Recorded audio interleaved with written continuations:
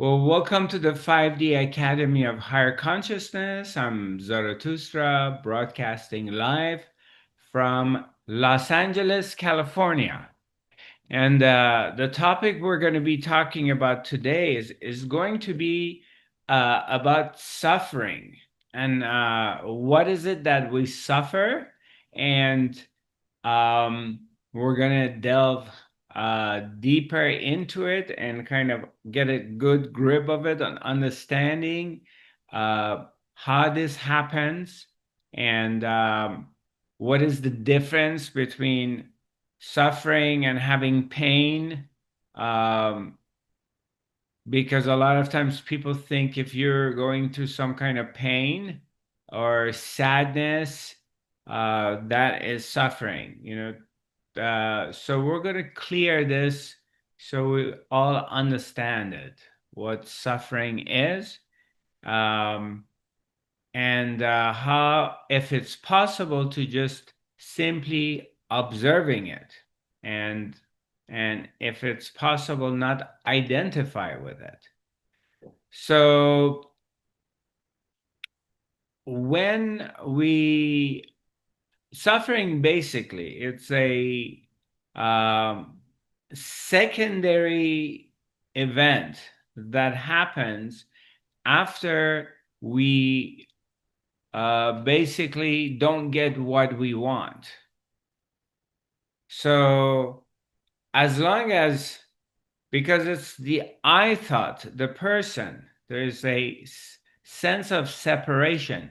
And in this sense of separation, which kind of happens to be and develop in us from around age 2 to 3, that's where little Johnny all of a sudden picks up its identity, it becomes a person. Prior to that, the little Johnny is just consciousness, hasn't picked up an identity because it doesn't have a sense of separation. So something shifts around that age, and the child picks up the sense of separation, and that's why they call it the terrible two. If you have observed the children around age 2 to 3, that's where they become very difficult. And for example, let's say a couple of kids together, there's a toy, and they start fighting over the toy, and it's going to be, no, it's mine, and I want it, and the other one is pulling it away and says, no, it's mine, and they start getting into a confrontation, maybe fighting or crying. And but then when you get the toy, you may play with it for 5 minutes and then you throw it aside and you're not interested in it. But in that moment, you're claiming it as a mine. And similarly, when you're like around that age, or from the time you were born, you begin to practice to see if you can manipulate your parents. So the manipulation starts with you start crying and keep crying and crying till your mommy or daddy comes and be attending to you. And so by crying and making a lot of noise, you manipulate the situation that you get the attention from your mom or dad. And but there's a difference when before you're 2 years old or 2.5 years old, when you're crying, you're just crying. It's consciousness through the body is crying. But there is no agenda of manipulation.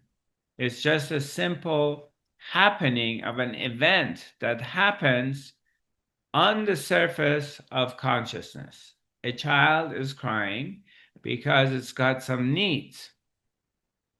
But then around that area, that time of between 2 to 3 years old, when suddenly this mechanism kicks in and the child becomes a person, a child develops a sense of individuality and a sense of separation, then it's a different story, because you begin to learn that if I cry enough, I can get my mom's attention.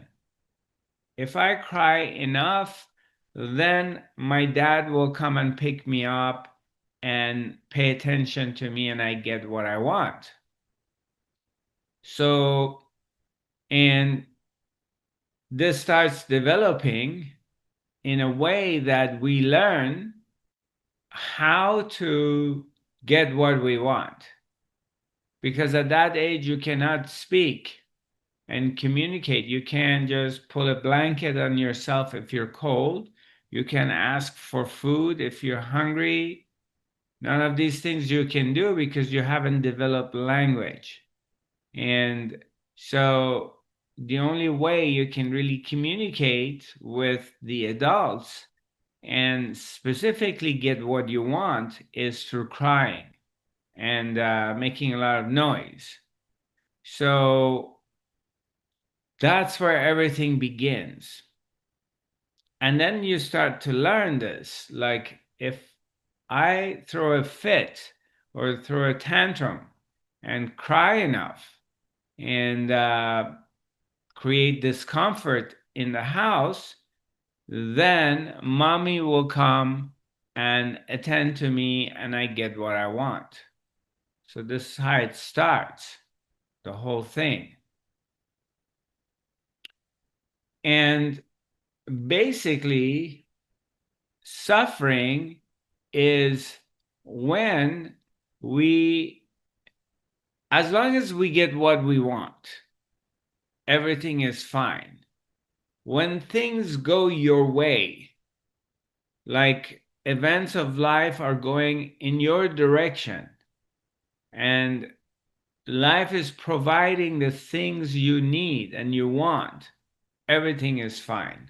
There's no suffering. Suffering starts to happen when you are not getting what you want.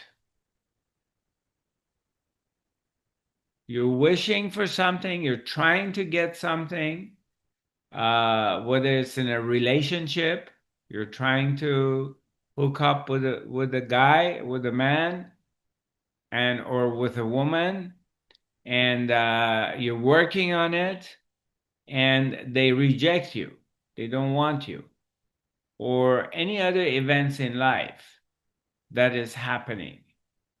And you can, in a small scale, you can see, let's say you're going out to lunch with a friend of yours, or you are with a group of friends, and they all want to go hiking. You don't want to go hiking. You want to go in a restaurant or a side cafe, and all of a sudden, everybody wants to go hiking and you kind of don't want to go. And this is not what you want. So you're not getting what you want. And then you're not very happy about it. Or whatever scenario, I can come up with a million different examples in life.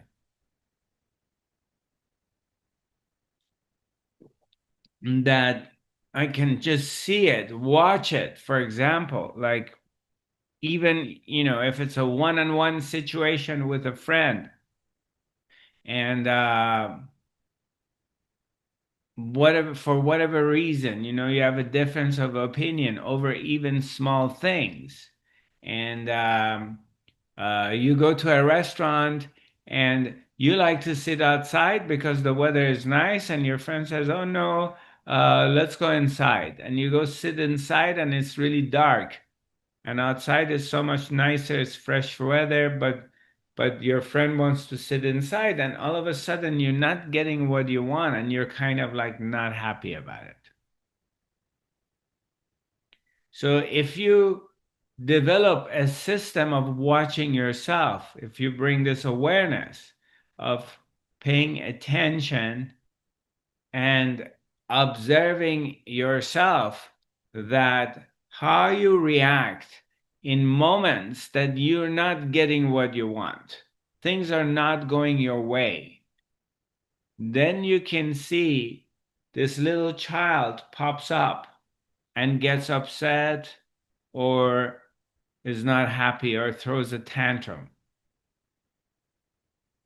So it's a very, very interesting system of observing yourself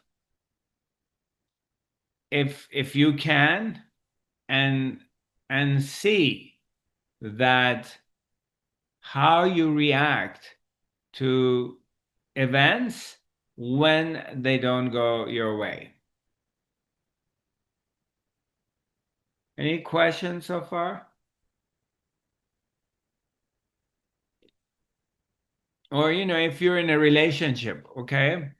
So you're in a relationship, let's say like Andreas and Susanna. So you're together a lot, and there is always happens like there's moments like one wants to do something and the other one doesn't want to do it, or they don't want to quite doing that. And then all of a sudden, either there's conflict or you have to settle for doing something you don't want to do. And that happens a lot. You have to compromise. But that's not a major suffering. It's just the suffering I think you're relating to, Hilda, is, we're talking about basically, and correct me if I'm wrong, like, you go through a lifetime or a big part of your life, you're either negative or you're angry at the world, you're angry at your family, you're angry at your friends, and you're not at peace with yourself, and you're always pointing out at the things don't go right in the world. And that because you want them to go in a different direction, you want them to be pleasing you according to your ideas and conditioning, and they just don't go that way, and you suffer. You start suffering. Or your mind's very busy, you're worried about finances constantly because, again, things aren't going your way. You're struggling with a lot of money, or you're struggling with your relationship or relationship to other people, um, and you suffer.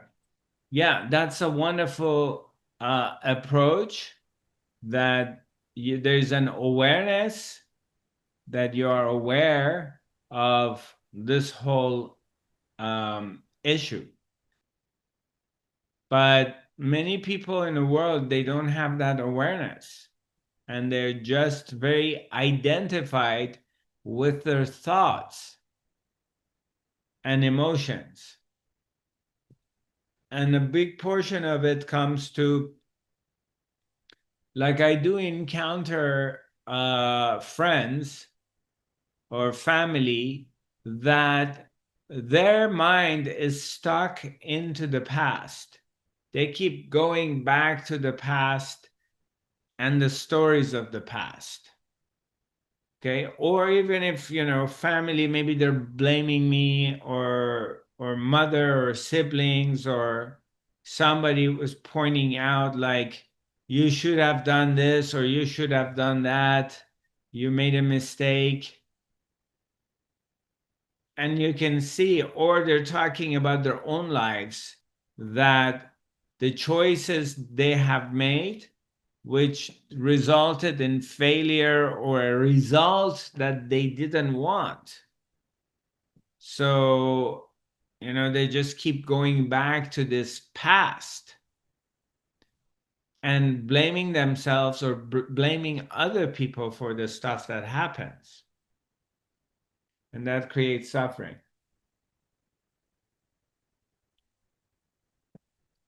Another thing I can see, which is kind of worldwide, with a lot of people who are very much involved and identified with what's going to happen in this world? What's going to happen to us? For example, let's talk about this war. You heard about this war between Iran and Israel, correct? Yeah. And what's going to happen next? And all the stuff that comes with it. And is there going to be a nuclear war in the world? Is this going to be, third world war? Situation is getting really bad. If you're involved into the news or watching mainly the mainstream media, and which is highly censored and very much one-sided. They're only going to be giving you information about what they want you to know. So you may just go through 10 different channels of mainstream media in your country, and they're all having the same narrative. They're all telling you the same story. They're not telling the other side. And you're very, very involved with this story. And it just keeps bringing this issue for you, that what's going to happen in life, what's going to happen to us, what's going to happen in the world. It's a very, very tough situation. It's never been like this. And because I hear that from friends and family, that they come to me and say, Zarathustra, wow, what's going to happen? And it's never been like this. And situations are very bad. Yada, yada, yada, yada. And for me, it's like, it's always been like this. There's always been that a group of people or a nation or a few countries ganging up against another. And basically, most human lives, they operate from greed, from fear. These are the things that are happening. Like they have greed, they have fear, and there's this really strong sense of separation that exists. And very easily we're blaming other people. Very easily we're projecting that our issues are because of other people, other things, other circumstances. And we're looking at the outside, for the outside to that something's wrong and it needs to be fixed. And we very much are involved with the world news, what is going on. Very much.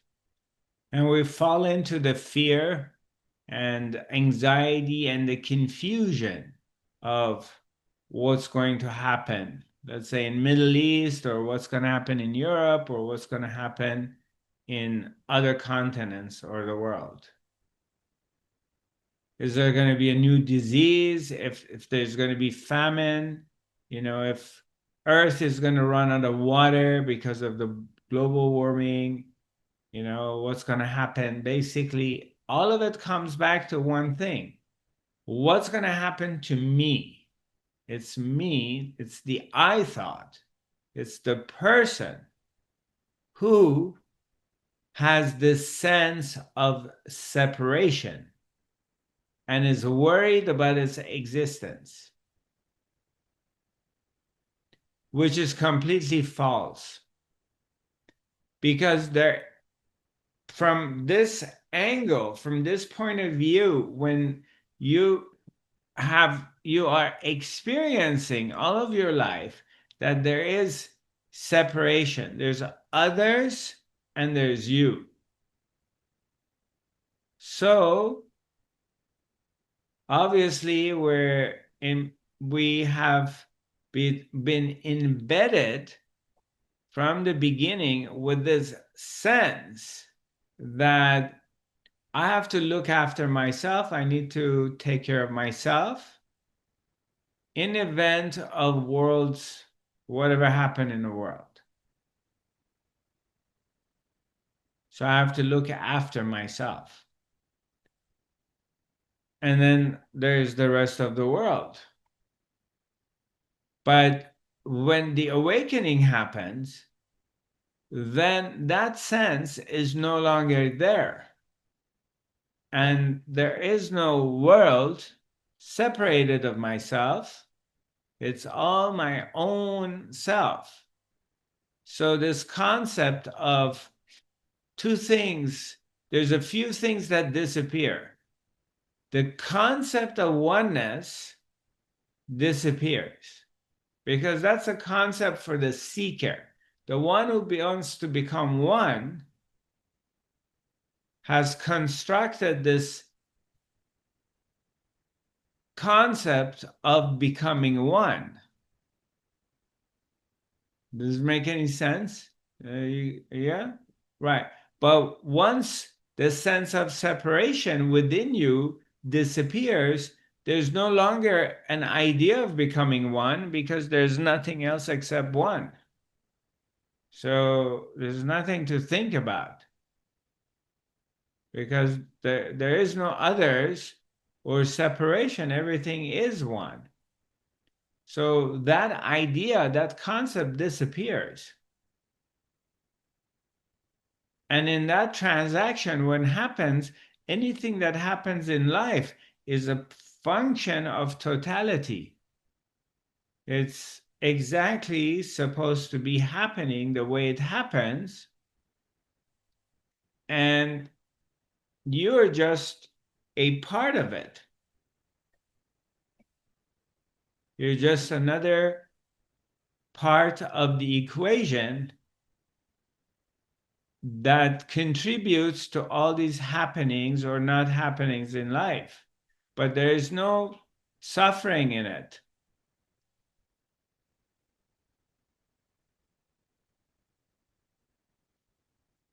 It's simply it's just happens. Things happen in life.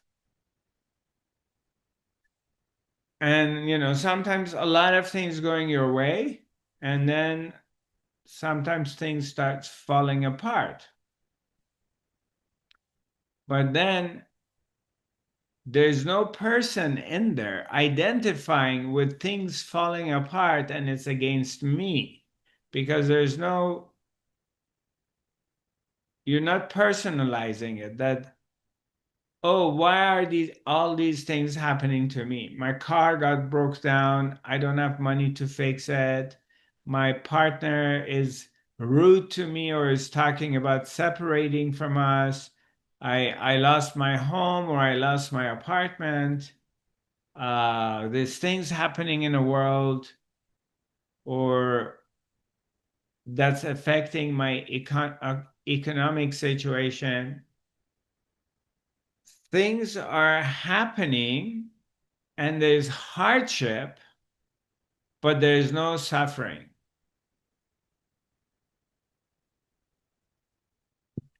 Suffering is a secondary event that appears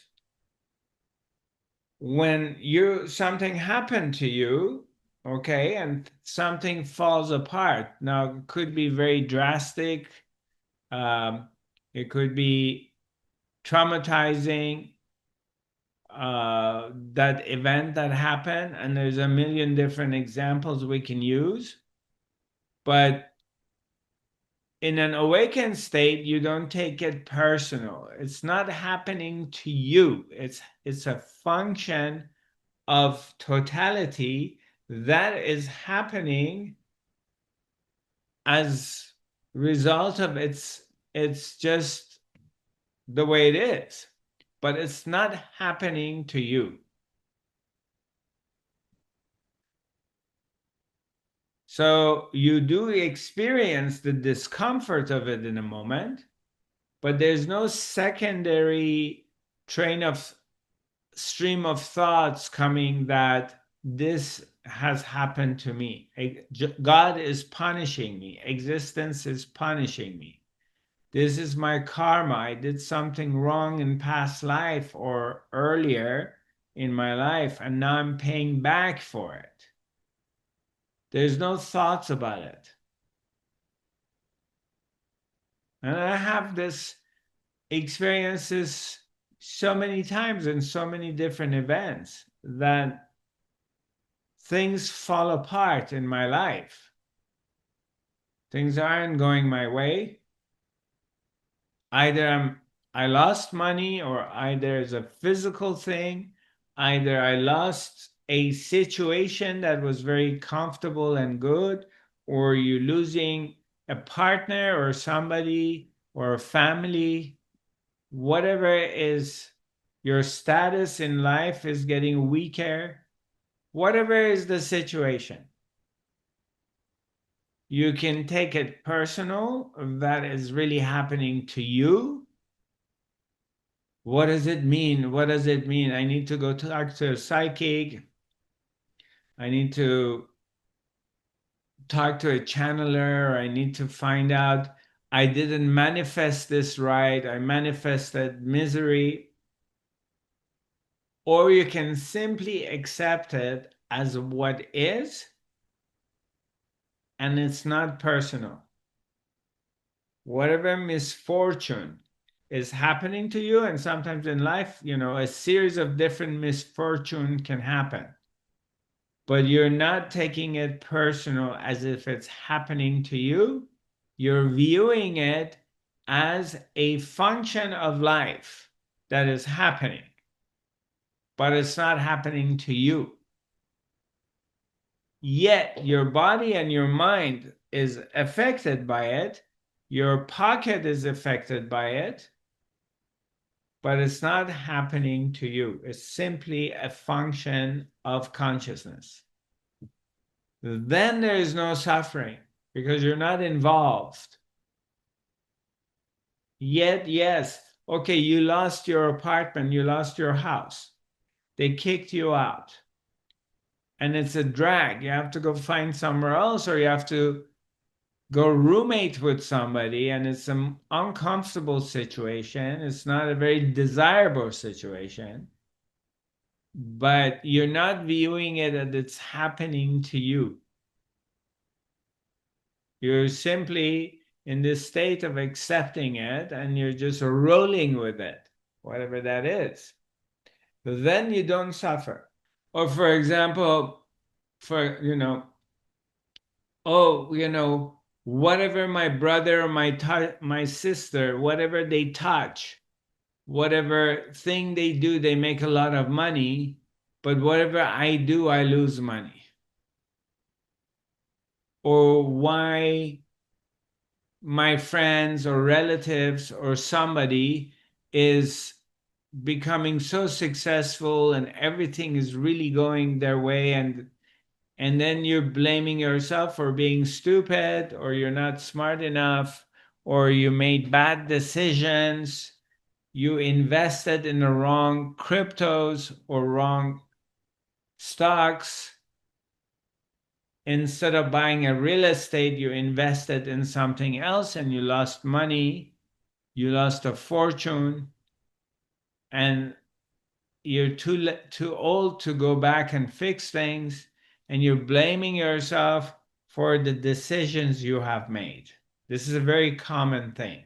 Only if I did this, only if I was smart enough to do that, or in a relationship, I was too jealous, I was an asshole to my partner, I was unappreciative, I was too controlling in my relationship, and I lost my partner.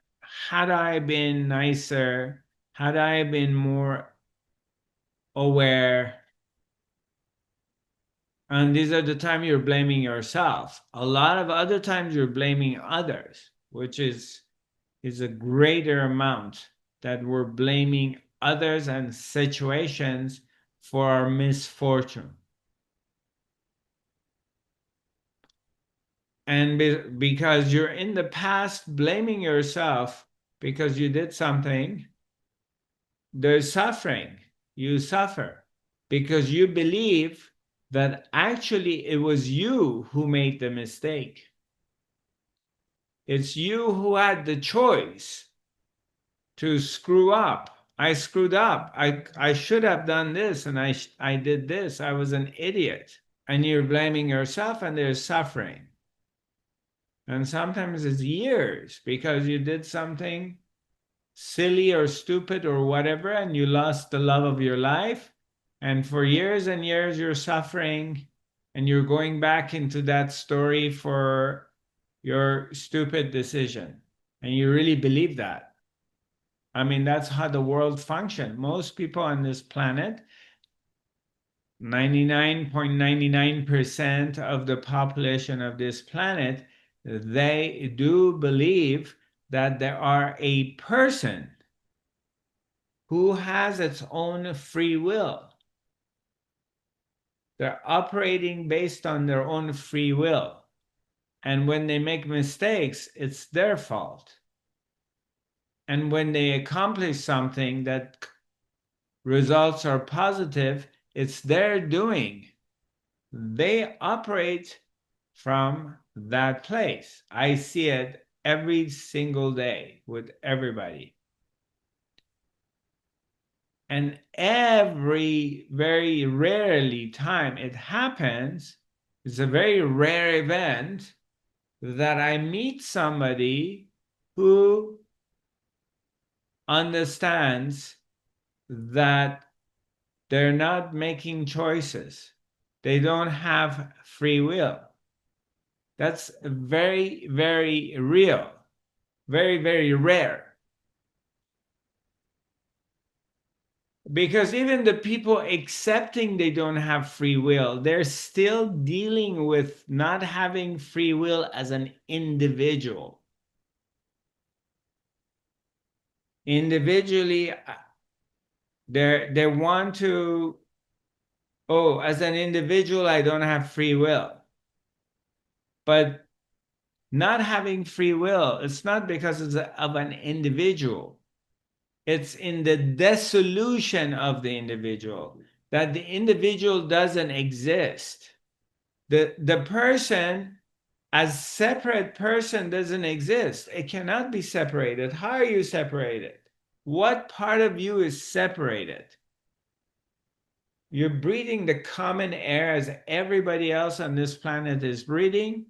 So the molecules of everybody who's breathing in and out is inside you. You're breathing the same air as them. So you're already sharing their molecules in subatomic way inside you. They're a part of you.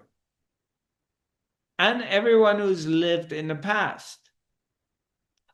Every single person that has lived in the past, you have breathed what they're breathing.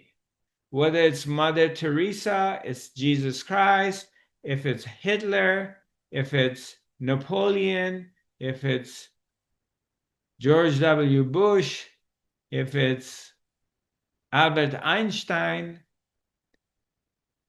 if it's a prostitute, if it's a murderer, if it's a good person, if it's a child, you are breathing the same air as they have, and there's molecules of them inside you. So how are you separated from them? The water you're drinking, this glass of water I'm drinking, this is the urination, this is the piss. Okay, it was, this is the water that dinosaurs drank. This is the piss that, I don't know, Hitler pissed, and you're drinking it. There's no new water. No one's importing brand new water from another planet, bringing it here for you to drink. This is the same water that every single being on this planet has consumed and pissed or threw it up. You are drinking the same water. And everything you eat is the same thing everybody else has eaten. You're not eating a piece of salmon for the first time. You're not eating a carrot for the first time. This carrot has been eaten up and chewed and digested and poo-pooed by everybody on this planet, and you're eating it. Does it make sense? Do you understand? Or there is a confusion? So that's in physical way that it's cannot be separated. Okay, let's go into this. I'm a person who I have my own free will. I'm powerful. And this is the narrative today in pseudo spirituality. It's a very powerful narrative that is being shared in spiritual communities today among the newer generation, that if it's all a power of my intention, if my intention is to accomplish something and I say the words, I don't say anything negative, I say the right words, and I'm intending to accomplish this thing, and I think the right thoughts, it's going to manifest, and the universe brings it to me. And that's what most people in spiritual path, they believe in it. There are thousands different courses that they are taking, trainings, practices, that you have the power to get whatever you want in your life if you do it correctly and you keep practicing it.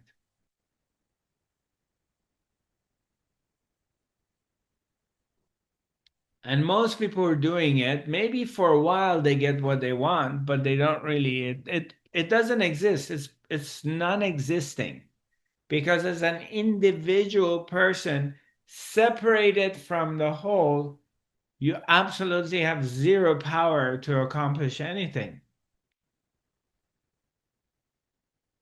Everything you accomplish in your life, you're wishing, you have an intention, it happens because the entire totality of existence is agreeing on it to happen. You are really focused on just one thing that you wished and want to have a new lover, your partner, and it happened. You are really working on connecting and manifesting your love of life, and your love of life comes into your life. But you're completely ignoring all these other factors in life that contributed in this event to happen. You're not looking at any of them, they don't exist. It's just the fact that you wanted something and you got it. And that's because you wanted it, your intention was there, and it's your power. You manifested it. And that's the farthest thing from the reality of life. It's existence who agreed on this wish. And the wish was existence wish. It wasn't even yours. That this is going to happen. And there was an appearance that you were trying to get to it. And you did the rituals and the practices, all these rituals of positive thinking, positive visualization, positive affirmations. You did do the rituals and it came to you. So it's me who did it. I did it.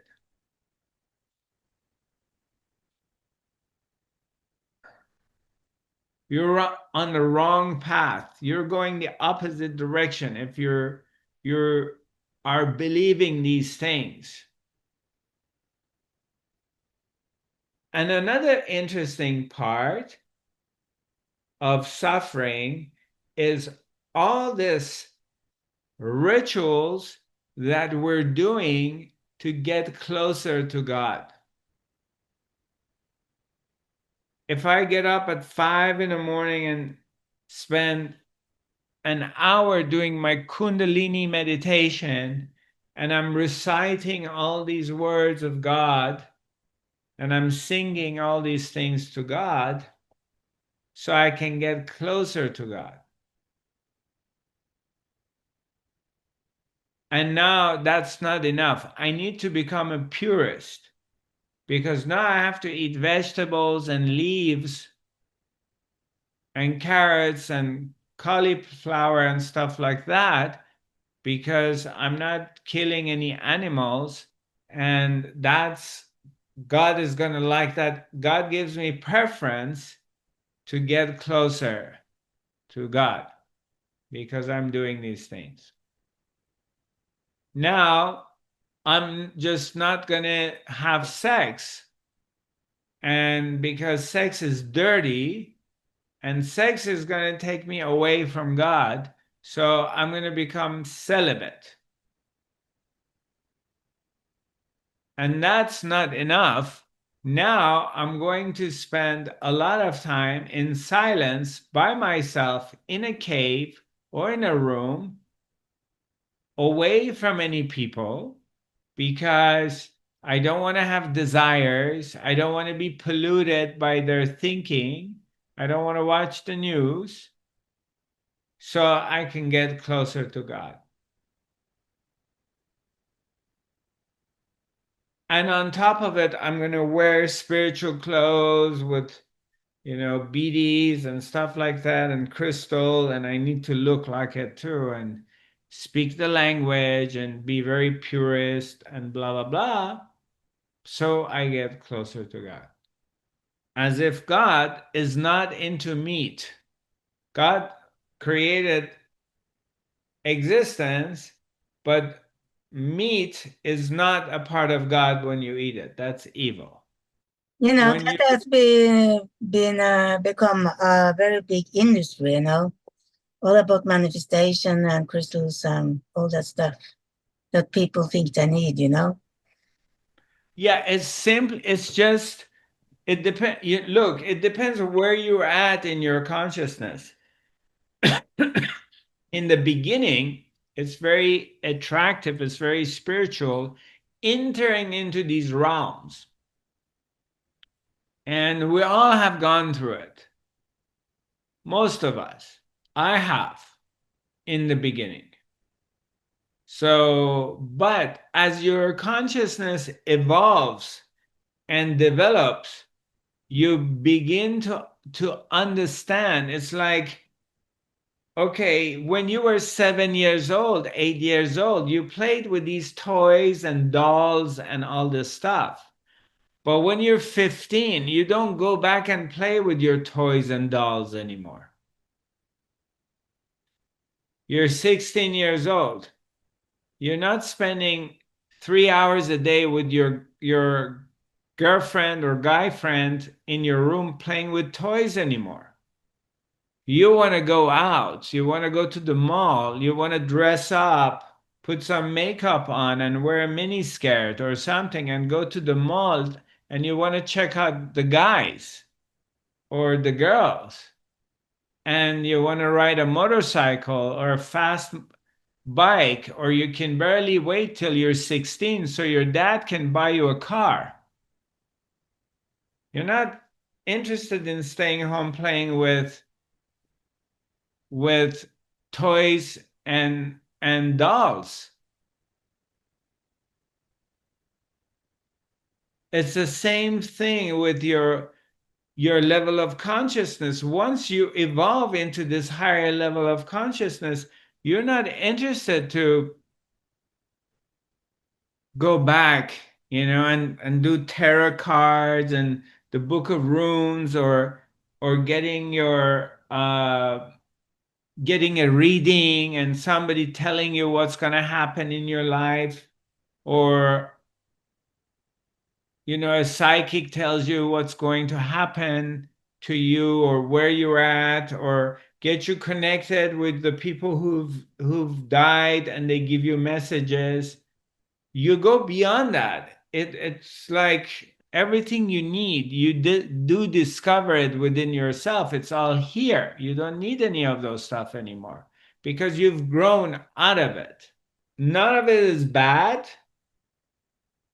They're all a part of our growth in this level of consciousness that you have to go through these stages, or some people, before they come to the maturity, to become mature, to understand. But once you do, you're not using them anymore.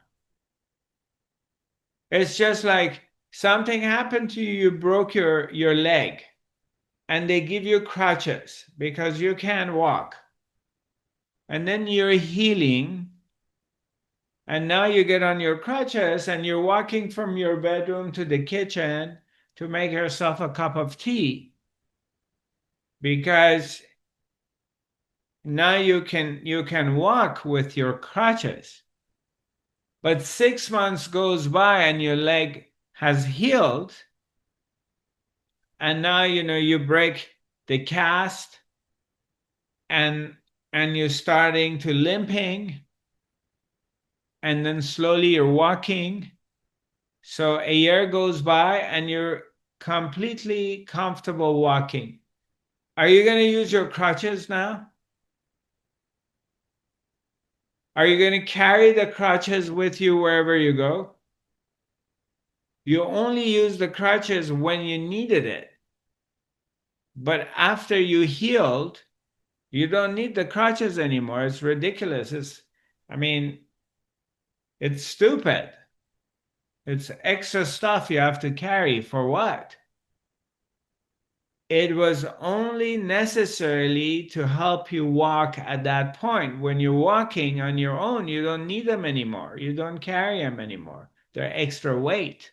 They're waste. Similarly, same thing with our spiritual growth. When your consciousness expands and you start to understanding your own self, the self, and you begin to see the presence of God, the consciousness, life, God. Okay, here, this is God. This cup is God. This cup is no more holier than this crystals I'm wearing or these beads I'm holding in my around my neck, for example.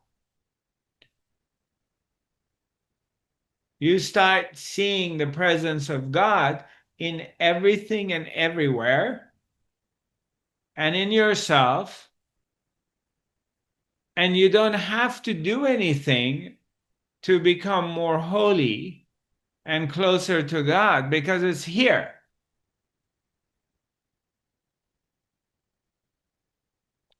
And as you're expanding more in this understanding, if you pick up a cigarette and you're smoking a cigarette, that is God, you're smoking God because you're seeing it in everything.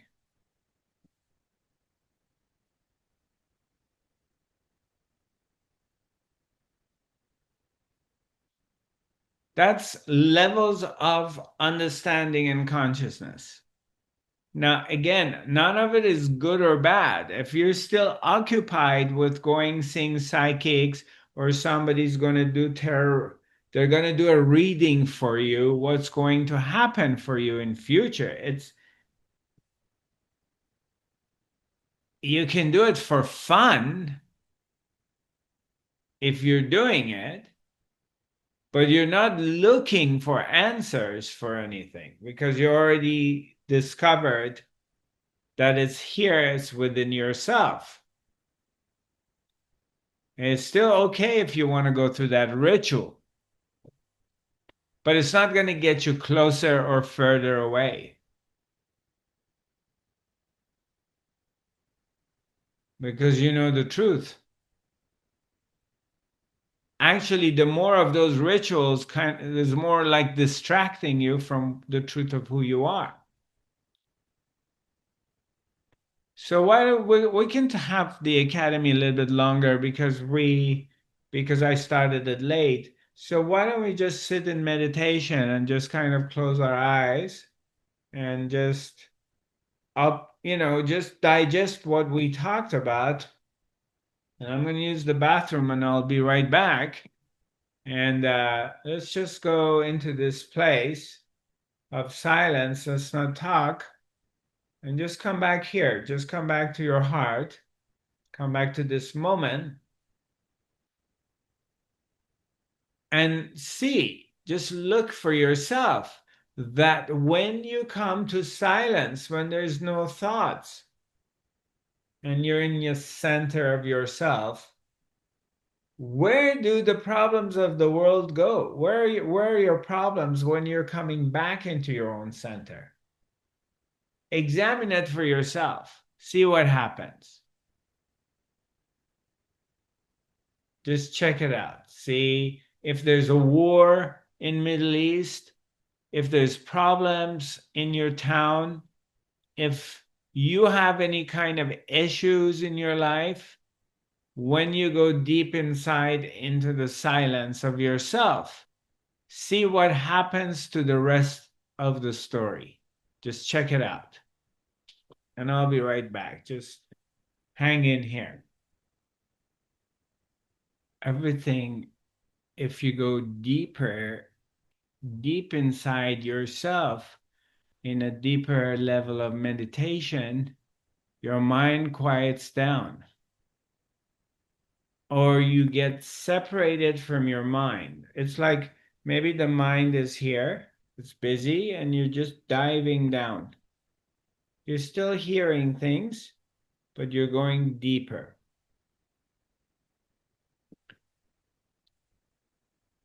And you're getting away from the noise. And then it gets very quiet. There's nothing going on.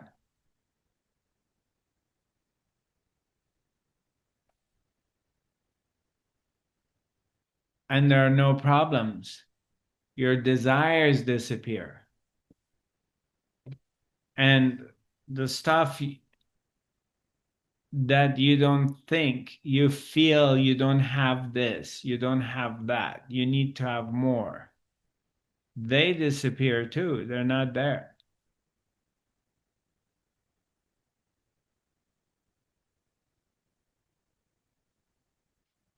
And even if you expand yourself, if you're not scared and you think you have the courage to look deeper, you also will realize that, let's say, your car is parked on the street, that you don't even have a car, or your children are in school. Okay, you have two kids, they're in school. They don't exist. You don't have children. Why? Because when you go in this deep silence inside yourself and everything disappears, it's nothing. You're just completely like in this place. Everything else disappears too. It becomes non-existing. Like if you have children, when you think about them that you have children, they're in school, right? But you can't see the school, you cannot touch the school. It's embedded in your mind, it's in your psyche that you have children and they're in school. It's a belief system that you have, but they're not here in front of you.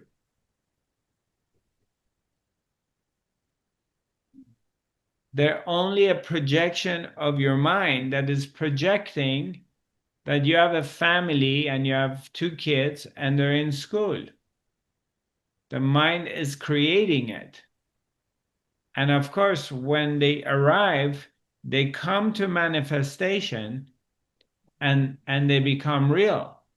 But when you go deep into your own silence, everything disappears because none of it is real. And then when you come back from this deep meditation, because your mind believes it, it recreates your reality. Everything comes back as a result of your mind creating an imaginary world that feels very real. But in absolute reality, none of it exists. Neither is your body. None of these things do exist except your consciousness, except your presence. Your presence is here. Your presence has always been here. It doesn't come, it doesn't go, but it simply creates an imaginary reality that doesn't exist.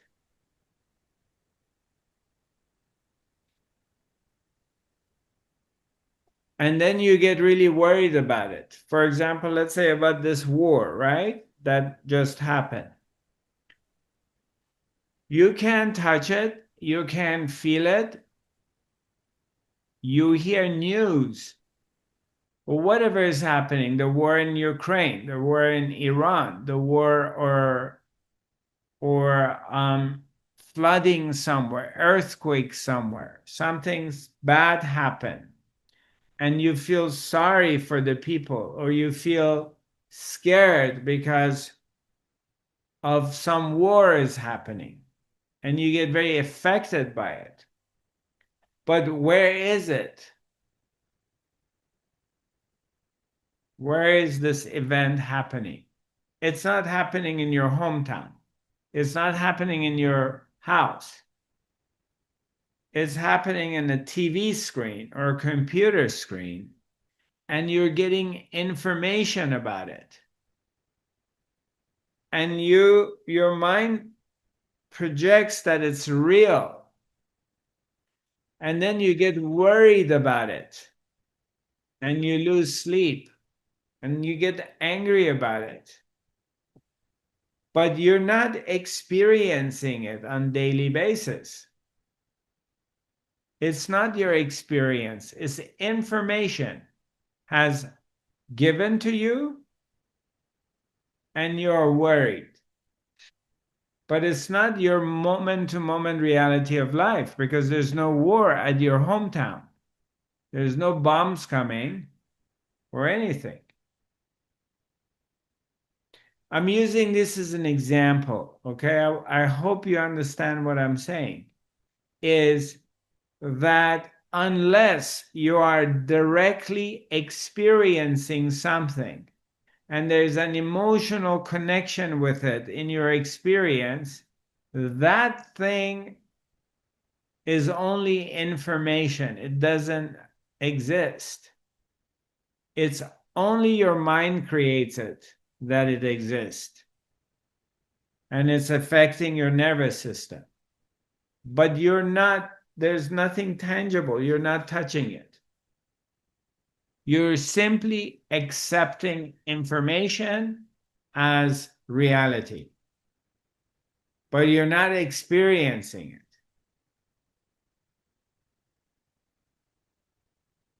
Comprende? Is this making any sense to you?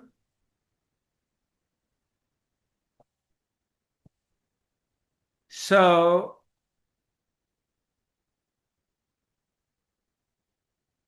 if I really dive into all this information, then it becomes my reality and I suffer.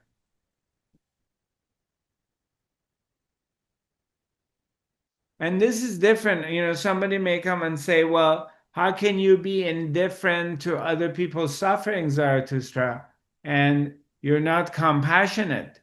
That's not what I'm saying. What I'm saying is, if you evolve into a higher level of consciousness, okay, if your consciousness expands into these other levels, you will see it for yourself. that they don't exist. But not only the war, that this doesn't exist either. It's only an information. That's all it is. It's a concept. It's a belief system that there's a body here in a very, very deep level.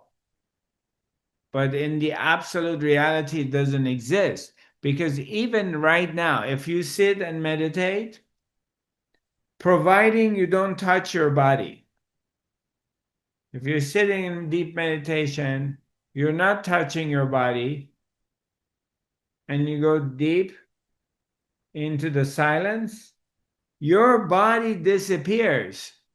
It's not even here.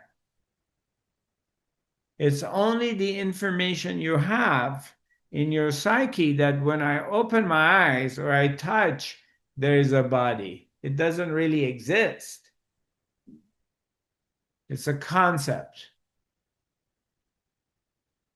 But you have to willing to go into it and look at it, because most people, they don't. They want to be attached to the story. The story feeds them, you know?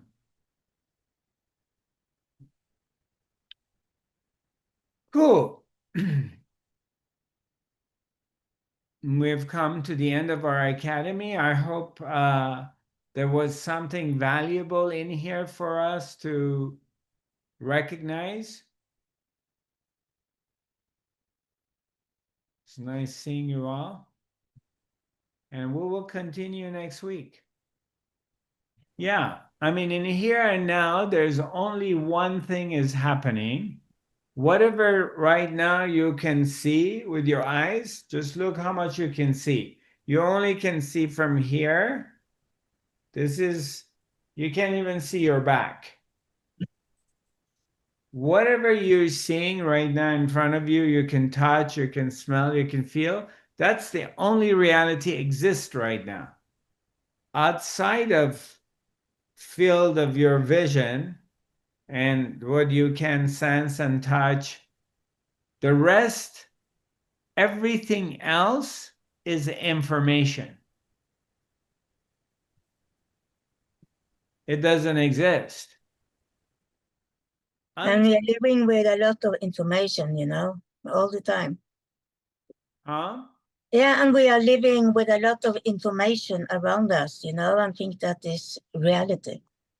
Yeah, the mind interprets it as the reality, but it's just that does not exist, and it's been proven in quantum physics. Like, you have to get somewhere, you have to be somewhere for the particles to come together. Otherwise, if there's no observer observing something, that thing doesn't exist until there's an observer. When the observer is here, then that thing appears. Without an observer, it's non-existing. That's quite fascinating. Yeah. Thank you so much. You're welcome. So nice seeing you. For those of you who are watching this program, this webinar for the first time, or my website is zarathustra.tv, and you can contact me at info@zarathustra.tv. And our social media pages are Zarathustra 5D. We'll continue the academy, hopefully, God willing, next Thursday. And I look forward to connecting with you.